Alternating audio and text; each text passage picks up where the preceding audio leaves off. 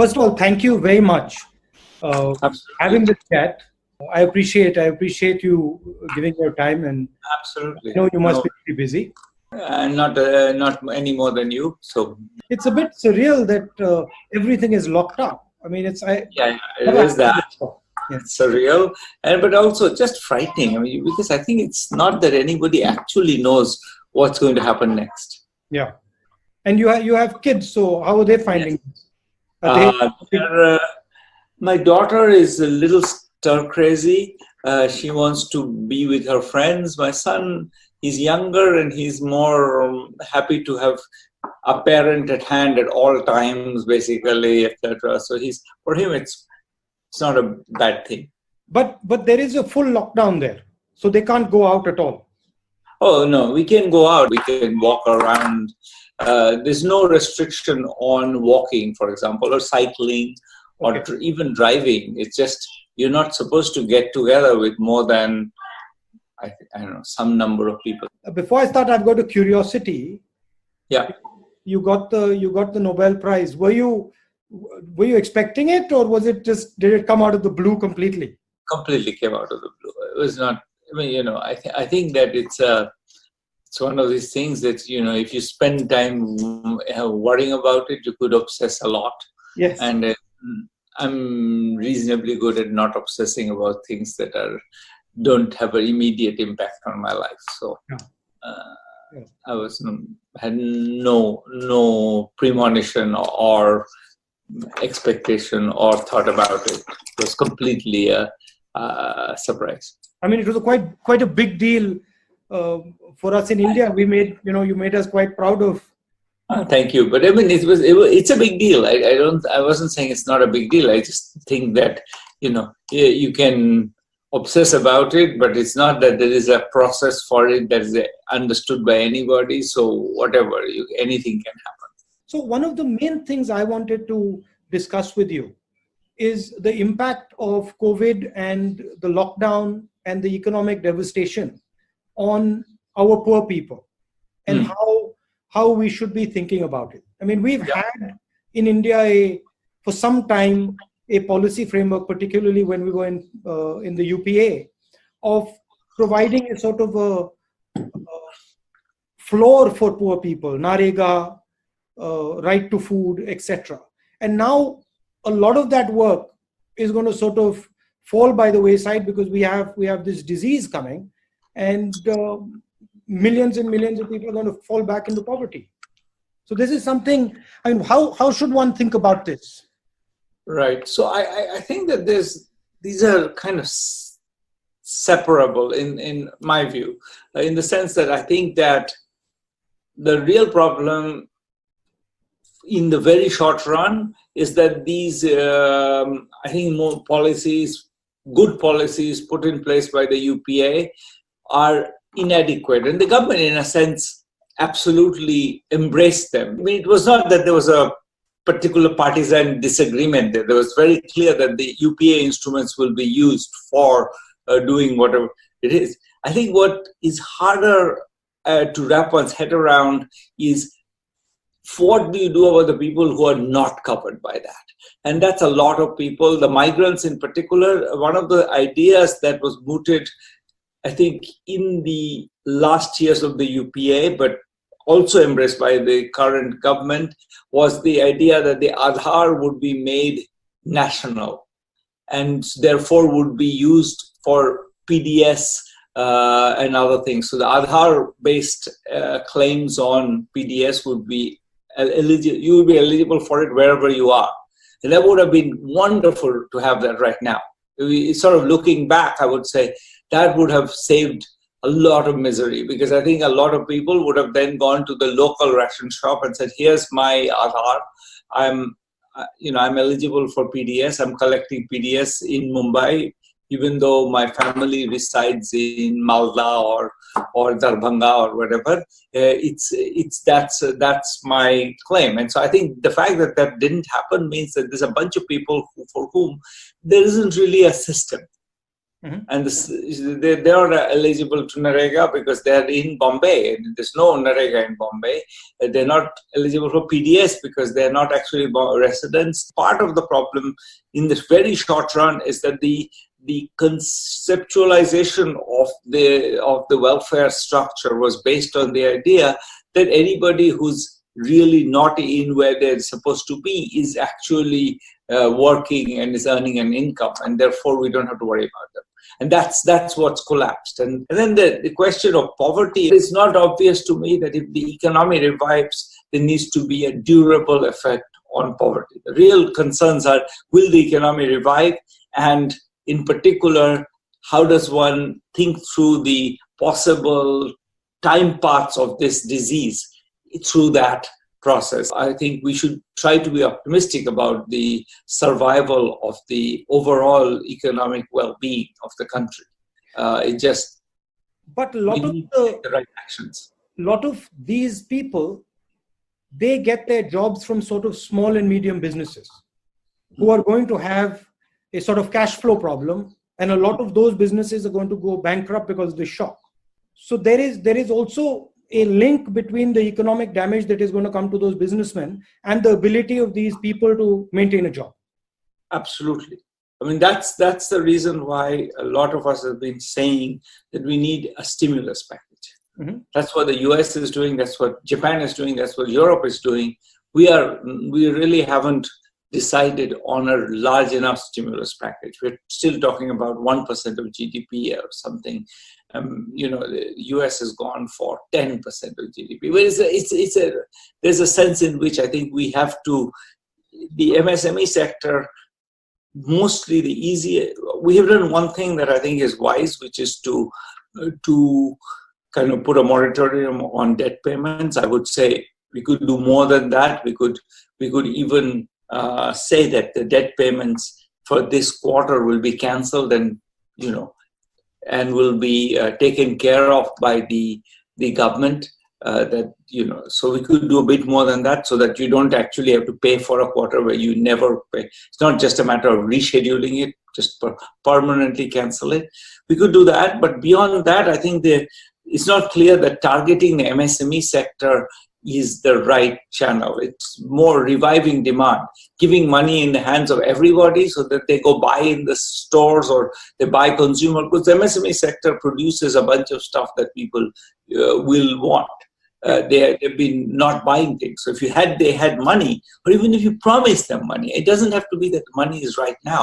If you're in the red zone, you could say, look, whenever it's lifted, we'll have money in your account. You'll have 10,000 rupees in your account and you can spend it. I think spending is the easiest way to revive the economy, because then the MSME people, they get money, they spend it. It sort of has the usual Keynesian chain reaction. So we are talking about some version of Nyay, or a direct cash transfer to the poorest people. Absolutely, a direct cash transfer. Whether it's to the poorest people, that's more debatable. I would argue for a broader, because I think targeting is extremely costly. Yeah, you try to target in this mess. You try to target and figure out who's become poor after their shop was shut for 6 weeks.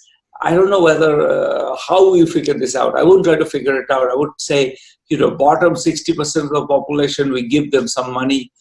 Nothing bad will happen, in my view. That if we gave them some money, well, some of them will not need it, but fine, they'll spend it. And if they spend it, that will have stimulus effect. So the only place where maybe I'm more aggressive than you are in that sentence is that I think I would go beyond the poorest people. So you're talking for a massive priming of the pump upfront. So you start up the demand as soon as possible. Yeah, I'm absolutely saying that. I've been saying that for a while, actually. Even before this happened, I've been saying that we have a demand problem. Now we have going to have a bigger demand problem, because it's the usual thing. I have no money. I'm not buying anything because my shop is closed, but then your shop is closed because I'm not buying anything from you. So I think. Sorry. Go ahead.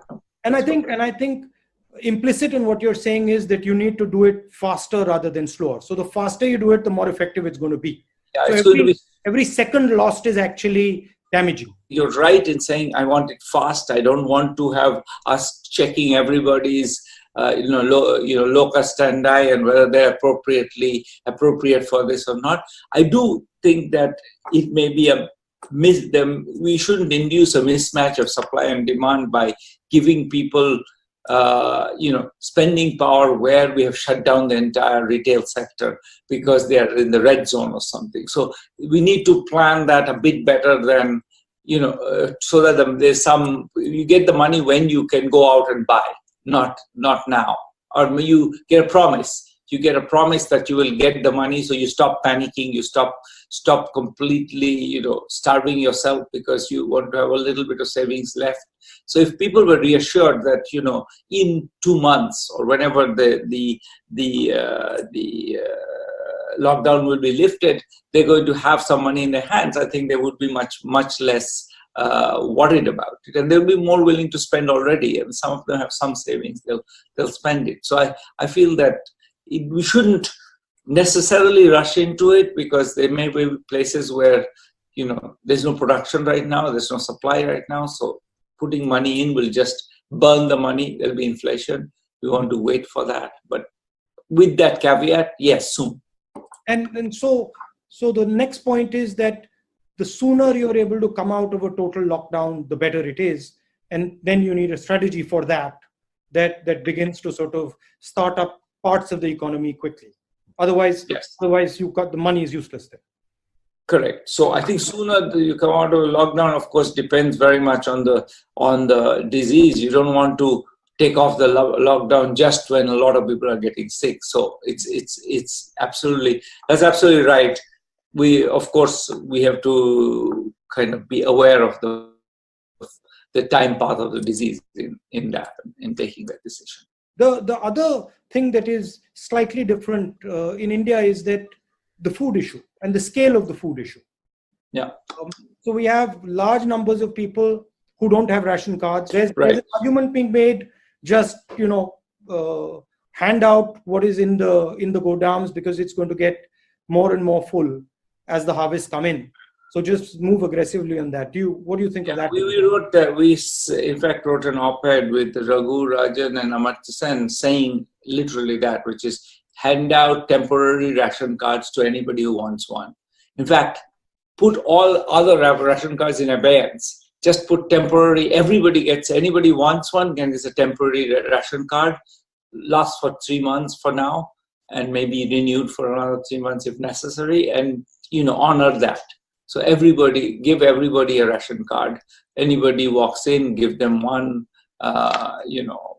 and use that as the basis for making transfers. I think we have enough stocks. We can keep going for a while. The Rabi crop has been good this time, so we're going to have tons of wheat and rice. So at least wheat and rice we can keep giving out. I don't know whether we have enough dal or not, but I think that the government promised dal as well, and so hopefully we have enough dal and oil and cooking oil. But yes, absolutely, we can definitely do that and should really do that. Give out temporary ration cards to everybody. And what else would you think should be on the sort of the package that the government is thinking about? I mean, we've spoken about small and medium. We've spoken about migrant labor, about the food issue. Any other things that you feel should be on that? I think the last piece of this is just, I think, for the people who, to get cash to people, we really need some machinery. We can't really get cash to people. And people who have the Jan Dhan accounts, they can get the money, but many people don't. And especially, migrants may not have the access to that, etc. So I think we want to also think about what happens to the substantial part of the population that doesn't have access to these things. And probably the right answer is that we should give a bunch of money available to the state governments to try out their own schemes, to be creative in reaching people who are excluded and using NGOs. I think that we have to be willing to take some amount of, mistargeting, malfeasance. Some money will be stolen, but I think if we sit on our hands and say that we don't want to do anything that's going to possibly go wrong, then I think we'll make sure it goes wrong in a sense. There is a balance between the centralization and the decentralization aspects. I mean, it's true that each state has its own nuances. Kerala is doing something completely different. Uttar Pradesh is doing something completely different. But then the central government also has a particular role that they have to play. And there's a tension I can see between these two ideas. You're completely right that this is a tension, and clearly the migrant movement question cannot be handled by a state government. It's a little bit odd that it is being handled so much bilaterally that, in a sense, I feel that that's a problem, because this is a place where you don't want to decentralize, because you want to actually aggregate the information. If this is a population of people who are very infected, you don't want them to be moving through the whole country. And so I feel that that's a place where we should have tested people before they're allowed to board a train or something. Yeah. So that's a central question. Yeah. That's something that only a federal government can do. Is tell the government of UP that you cannot just bring your migrants home. Conversely, I think the question of how to serve migrants in Bombay city is the Maharashtra government's problem, and or the Bombay city municipality's problem. And you can't have the federal government resolving that. So I think that you're exactly right. But I mean, what's your thought on that? Right now, it seems like we are sort of it seems like it's something that can't possibly be resolved. In the longer run, I think we need to think of, institutions which are more robust in that way. But right now, I don't see what we can do about it. I mean, I feel that you have to create option value. So decentralizing as much of it as possible, which they can handle at the local level, is, in my view, a good thing. So the tendency should be to sort of parcel out things that can be managed at the district level and at the state level. Of course, there are some things that, district magistrates can't decide about airlines and about, railways and stuff. So I feel that the big decisions should be national. And then even on the lockdown front, leeway should be given to the states. That is, if you want to lock down, you want to understand the nature of your lockdown, you please do your lockdown. So you give option value to the state, and the state can say, okay, actually, I'll do this and I won't do that. And the risk sort of comes on the state, and then they manage it better. That would be how I would think about it. But I think the current government has a slightly different view. They prefer to sort of manage and see the thing and centralize the thing. I mean, there are two perspectives. I don't necessarily think one is wrong and one is right. I veer towards the decentralization. I think that's what I would have done, is announced a bunch of money available for proposing good schemes for reaching the poorest people, and let states innovate. I mean, this is really, and I think there are good NGOs in most states who can be brought into that process, and as you say, the district magistrates often have great ideas, and we might as well benefit from all of that. So, are there some experiences in other countries that you found interesting? So, I'll tell you one thing that Indonesia is doing right now. Indonesia has decided that it's going to give out, cash transfers, and it's going to give it entirely through a community decision-making process. So the community is going to decide who are the people who are needy, and choose them for the transfers. And I mean, we've worked with the Indonesian government on exactly this issue many years ago, and we find that it doesn't do any worse than the centralized targeting. Is you don't get captured by special interests or anything. And in fact, what you get is, people make judgments about what is appropriate in a much more locally nuanced way. In India, so I think that that's an experience we could learn from. They have very much gone in the direction of using, telling the community, here's some money, give it to the ones who are the most needy. And that's probably, and in an emergency, that's a good policy for sure, I think. Because at least the community has some information that wouldn't possibly centralize. You would run into the sort of dominant caste problem, where the dominant caste would try and sort of shape that money flow. Maybe, but on the other hand, you'd worry that if you in the process of trying to prevent that, I would rather put in place extra money to allow for that than to try to figure out who are the deserving people in the village. It just seems to me, I think the one that drives a bit in the direction of what I think you've been saying and the government has also been saying, which is try to widen the reach of PDS. And that's clearly right, and make that basically quasi-universal. So that's one way to avoid that. But if you want to do more than that to get cash to people, and some people have these Jandan accounts and others don't. Some people are in NRDJ roles. That's another way to get cash to people, and some are not. Some are on the Ujjwala lists, and some are not. Once you got through those lists, you still find that there is a bunch of people, many millions, who are excluded. And how do you serve those people? And for that, it's clear that there should be some funds available to some very local authority who can identify those people and serve them. And I don't disagree with you that there might be elite capture of some form or the other. We worried about that a lot in Indonesia when we were working there. In fact, found not much evidence for it, to be honest. I think we'll have to sort of take a chance that some of this will go wrong. But I think if we don't take a chance, we'll surely get it wrong. So be brave, basically. Yeah. Take risks because we are in a bad situation. When you're in dire straits, then I think being brave is the only option, really. And how do you see this thing playing out, once the disease washes out 6 months from now, from the poverty aspect? I mean, there's obviously going to be a backlash, economic backlash. There's going to be bankruptcies. How do we sort of think of it in the medium term as opposed to the immediate short term?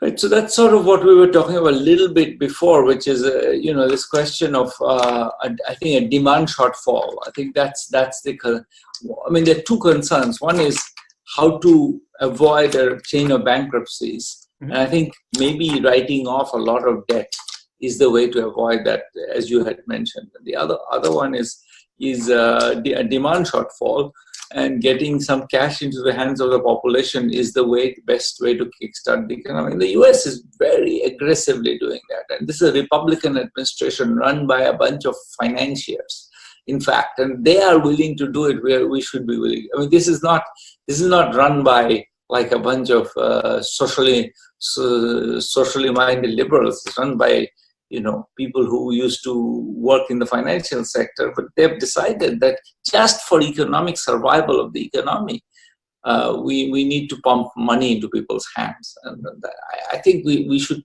take a cue from that. This is also changing the sort of balance of power in the world to an extent. That is also pretty clear. How do you think about that? I think that both of them are right. I'm very worried for